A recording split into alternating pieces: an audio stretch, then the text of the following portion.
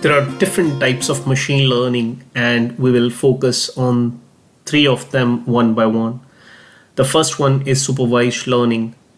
So, in this supervised learning, we are given a data set, and in this data set, we know the input as well as the output.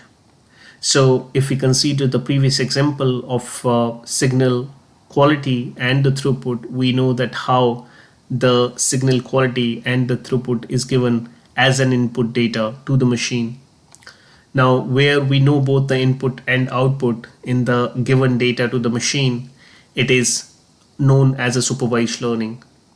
Now, this data which is given to the machine can be categorized, or the problems which is to be solved by supervised learning can be categorized as regression and classification problems.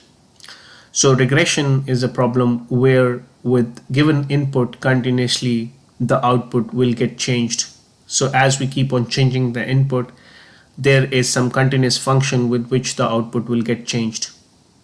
Whereas in case of classification problem, we are instead trying to predict the results in a discrete output.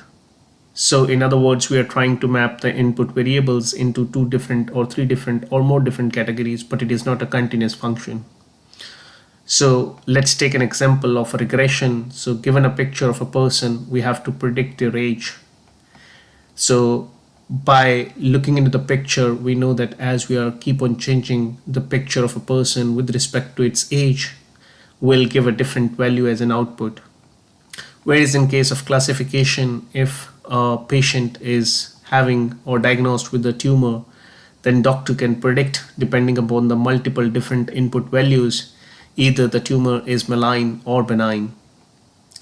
So here we are just talking about as an output the malign or benign, but in case of regression we were just have a continuous output in terms of the age ranging from, say for example, year 1 to year 90 or whatever the average age of a person.